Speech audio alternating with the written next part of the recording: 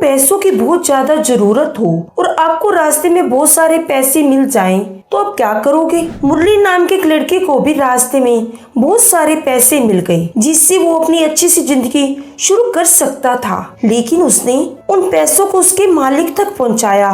दरअसल मुरली एक बहुत ही गरीब लड़का था। उसका भगवान के सिवा इस दुनिया में कोई नहीं था। वो इतना गरीब था कि कभी कभी उसे भूखे पेट ही सोना पड़ता था। वो भले ही गरीब था, लेकिन उसने कभी भी भीख नहीं मांगी। वो हमेशा मेहनत करता और अपना पेट भरता। कई दिनों से उसका काम नहीं चल रहा था और उसने कई दिनों से खाना भी नहीं खाया। एक दिन फिर रात को एक होटल के बाहर खड़ा था। वहाँ एक बहुत ही अमीर आदमी खड़ा था। उसके हाथ में एक सूटकेस था। वो फोन पर किसी से बात कर रहा था। जैसे उसकी गाड़ी आई, वे उस गाड़ी में बैठकर चला गया और अपने सूटकेस को वहीं भूल गया। मुरली ने जब वहाँ सूटकेस देखा तो वह गाड़ी के पीछे पीछे दौड़ा, लेकिन गाड़ी काफी दूर निकल चुकी थी। जब मुरली ने उस सूटकेस को खोला तो उसकी आंखें फटी की फटी रह गई। ये क्या? उस सूटकेस में तो बहुत सारे पैसे थे। अब अगर किसी गरीब को बहुत सारे पैसे मिल जाएं, तो उसकी तो जिंदगी ही सेट हो जाए। लेकिन मुरली बहुत ईमानदार लड़का था। उसने उन पैसों को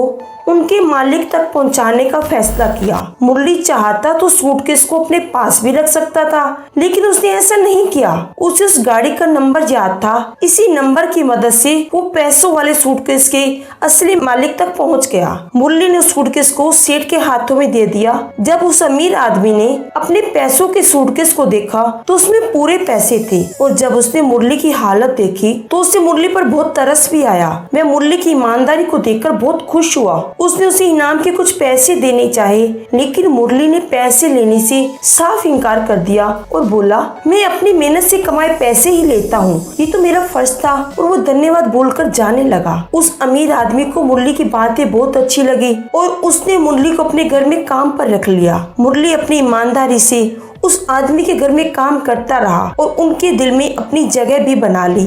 उस अमीर आदमी ने अपनी जायदाद का कुछ हिस्सा मुरली के नाम भी कर दिया। अब मुरली की लाइफ बहुत अच्छी हो गई। अब वो कभी भी भूखे पेट नहीं सोता था और ना ही दूसरों को सोने देता था। दोस्तों, हमने इस कहानी से सीखा कि ईमानदारी का फल एक दिन जरूर मिलता है। इसलिए चाहे कितनी भी मुसीबत आए, पर हमें हमेशा ही ईमानदार रहना चाहिए। जीवन में शायद ही ईमानदार व्यक्ति कभी कभार मुश्किल और कठिनाइयों से गुजरता हो, पर वह कभी पराजित नहीं होता। इसके विपरीत बेईमान का अंत हमेशा दुखद और बुरा ही होता है। आपको मेरी स्टोरी कैसी लगी, प्लीज मुझे कमेंट के माध्यम से जरूर बताएं। आपको मेरी स्टोरी अच्छी लगी हो तो प्लीज इस स्टोरी को ज्यादा से ज्यादा शेयर करें और चैनल को सब्सक्राइब भी करें।